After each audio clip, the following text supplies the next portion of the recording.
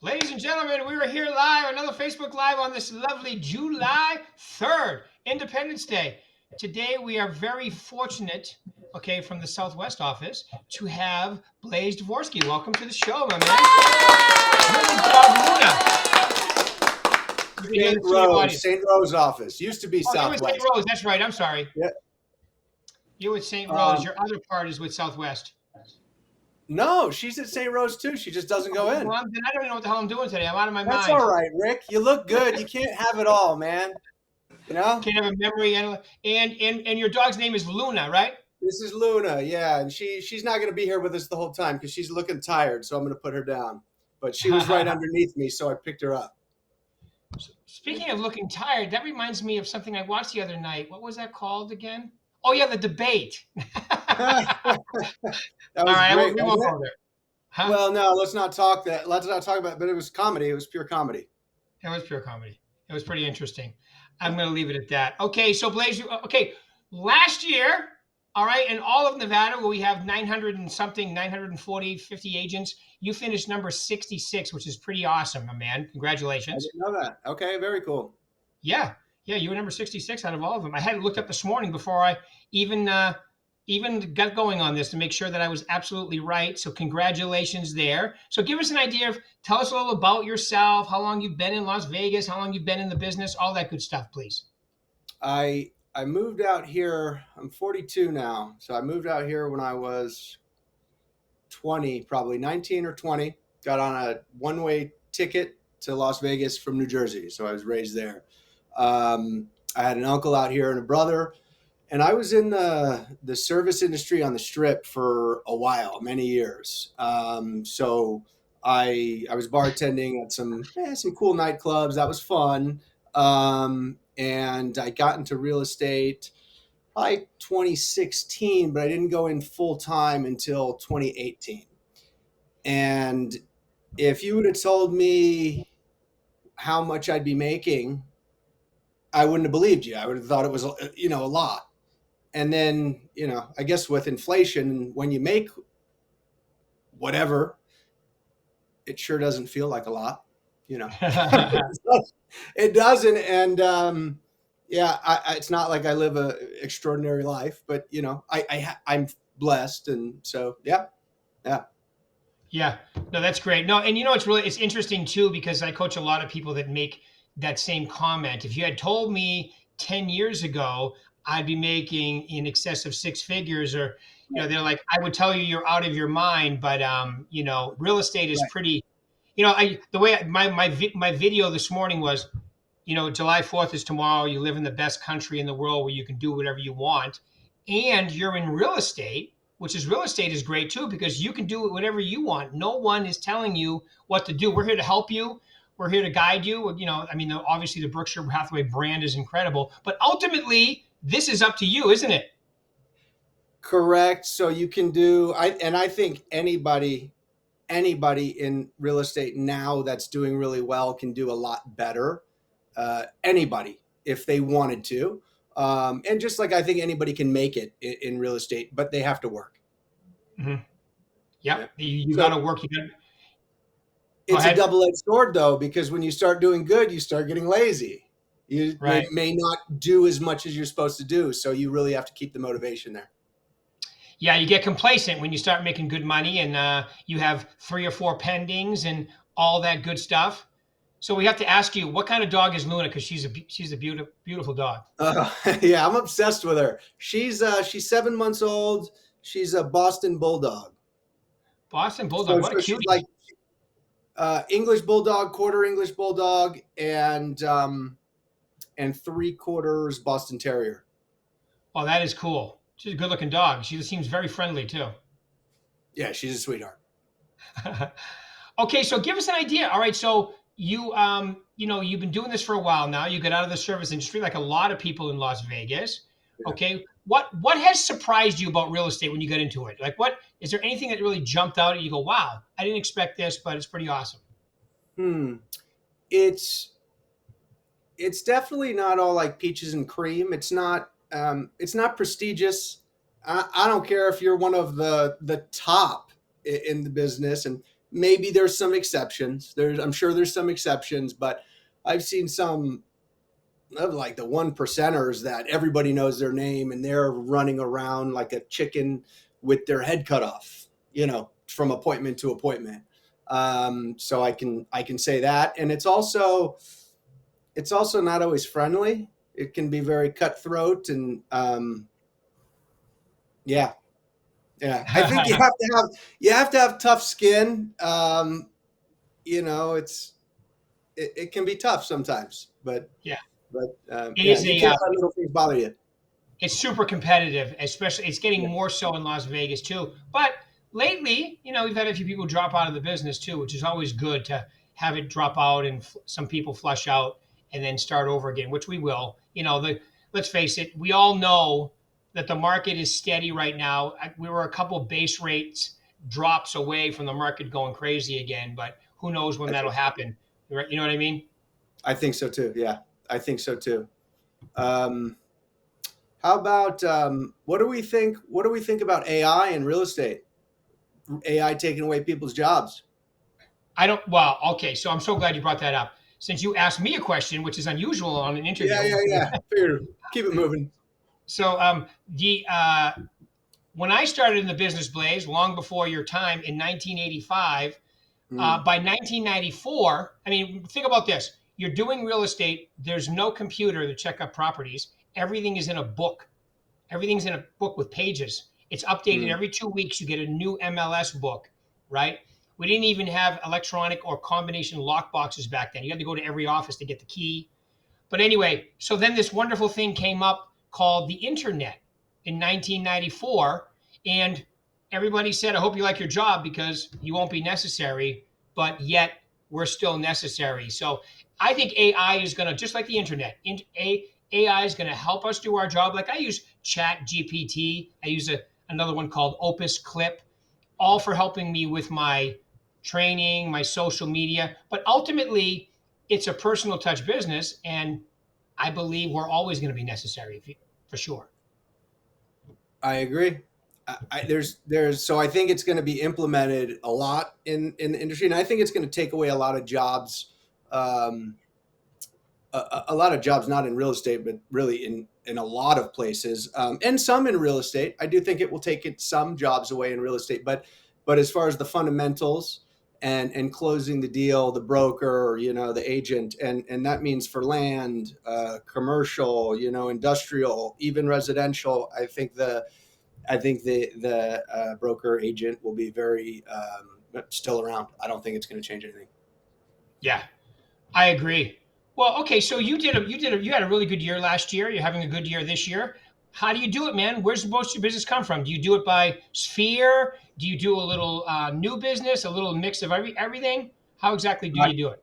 I it's not like it. How long have I been in the business? Right, so 2018 was my first full time year. It's not like I just answer the phone. Oh, you want to sell your $1 million house?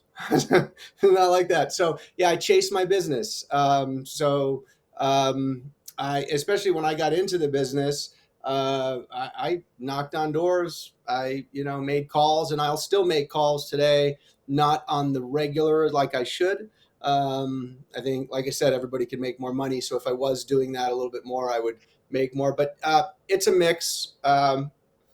It's a mix from my database, which I work, and I will reach out to these people or touch them with something. And I do get referrals, but it's really not all referrals. It's a lot of new business for me. Yeah. Mhm. Yeah, I remember years ago when you and Rachel and a few other people were in that mastermind group with Yeah. Rochelle Vinoy. Michelle. Yeah, yeah, she Yeah, helped a lot. She helped a lot with just. I remember being new in the business, and by the way, Rachel's killing it. She's, I mean, still crushing it. So proud of her. She did better she's than my me interview in a last couple year. weeks. She told me, but she did better than me last year, and I heard about it every single day. Hey, are you going to make any money this year? Hey, okay. So anyway, She's she did competitive. I love absolutely it. amazing. Yeah, yeah. But where was I going with that? What was the question? We started with we were talking about the mastermind group you were in with Oh yeah, Rochelle. yeah. Actually, I think that would be important for a new agent, and I think even in an agent that's doing well. I'm not in one now, but I think it would help, and I think especially if you're new, I think that would be a good idea. Yeah, to Mhm. have something, a support group, or even a team or something like that. Yeah. Yeah, so you were involved in the training forever until you got your feet underneath you and got going. And it's a process, right? It doesn't happen as fast as you want it to. It doesn't happen as quick. I mean, it takes a while to get into consistent business in real estate, doesn't it? Yeah, I mean, if I when I was new, I remember, and I'll still hear new people say, "Well, oh, this person's going to sell with me. They're going to sell. Well, when are they going to sell? Well, they're still deciding." It's like you can't hold on to that little stuff. And I actually used to when I got in the business. Oh yeah, this person's no. You got to move on. I mean, keep in touch with that person, but you don't really know if that's going to come to fruition because people's life changes so much, and that's why people get frustrated in it. I think there's so many moving parts, and somebody may plan on selling this year right now, but a life events happen or they're really not ready, and they may not be ready forever or another couple of years. Right. So you got Yeah. to keep that. You got to keep the pipeline full. You got to keep talking to people, whether it's door knocking or making phone calls. If FISBOs expire around your listings, around your sales, you just got to stay proactive, right? That's it. Yeah. Yeah. That's it. Yeah. That's pretty much it, right? All right. Well, if I'm okay, so you mentioned newer people. So if I'm a newer people or newer person, or even somebody that wants to take my business to the next level, my favorite question to you guys is, what would be your three most important pieces of advice? What would you tell them to do? I literally just looked at that, that you may ask that just before, and I wrote down something real quick. And I don't think it's anything new or remarkable. I would say if you're new in the business, treat it like a business. Work. Don't go sleeping in on a Monday or Tuesday and expect the business to come to you. I think it's very important for people to have a database. I have a CRM now, but when I first started, I had it was really just like a Google spreadsheet, and it worked fine. It was free, that's what I was doing when I first got in. But this way, if you are reaching out to a lead, maybe you text them, maybe you called them. I don't know. But this way, you can see the last conversation you had with them and really where they are. So I think that's very important. Um, Yeah, really, the second one would be work and not be lazy. So I think database work, and then I think have some sort of somebody in the business that you can go to, mentor or somebody that's successful that you trust, and they have maybe a little bit of time for you. Um, and I think in the business too, I think in the beginning, I think joining a team would be good as well, right? If I would have gone back and started, I probably would have joined a team, because I think I would have learned things a little bit quicker. Yeah. Good, good. Yeah, you're having that, having somebody to bounce stuff off, having an example. Heck, you can even join my coaching. It's free with the company.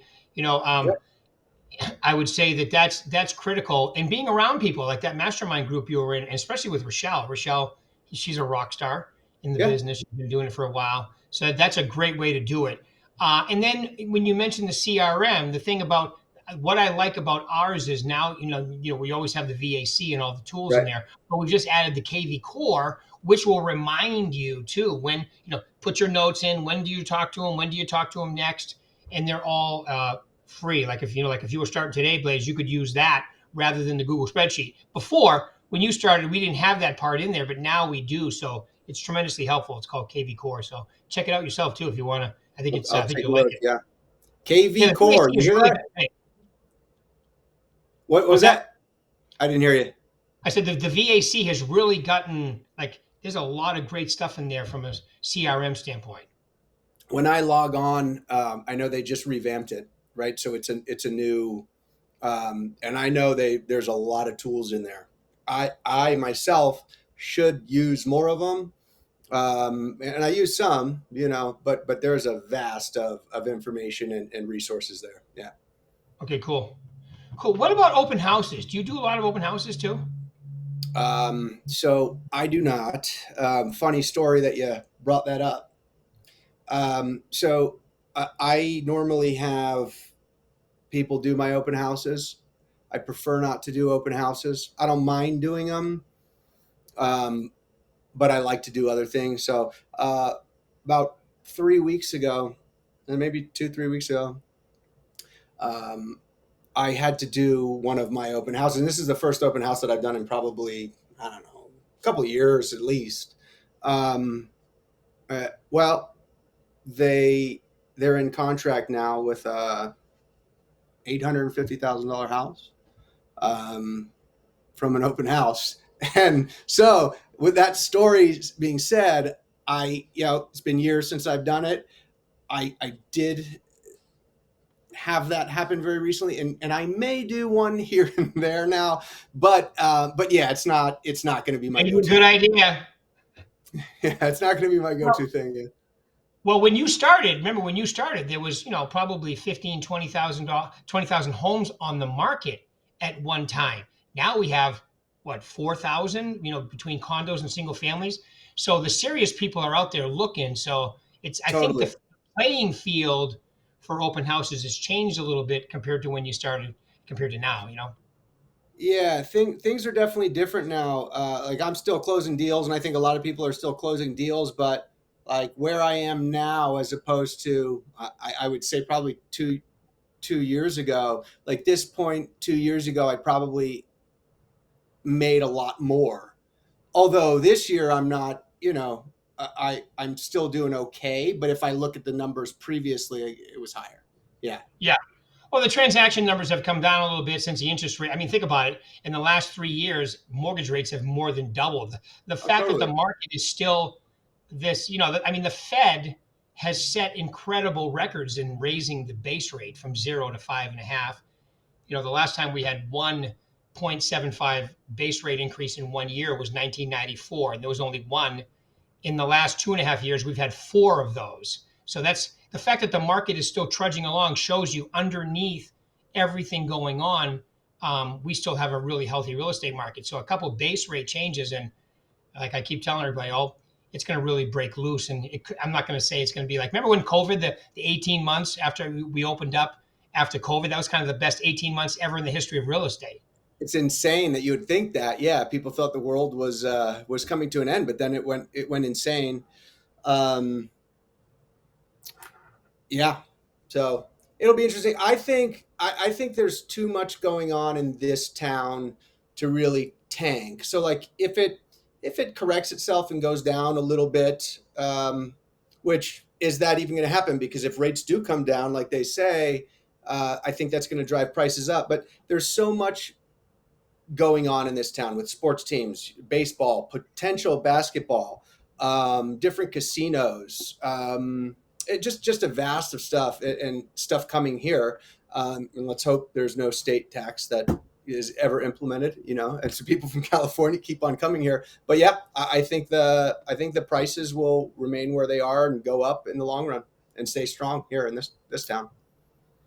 Yeah, yeah, I agree with you. I think a lot of people from California are coming, but they're leaving for certain reasons. So I don't think they're going to bring, I mean, let's face it. I don't know anybody in California that wants to pay 11, 12, 13% personal income. That's just their state numbers, and they've just gotten used to it over time. Where here, could you imagine that you would have that added to your, out of your taxes on every check? No wonder. I mean, I love California. Don't get me wrong. I mean, geography, it's beautiful, but cost of living, real estate prices, taxes. That's why people are flocking to Las Vegas and the Phoenix market because of those things. And you know what?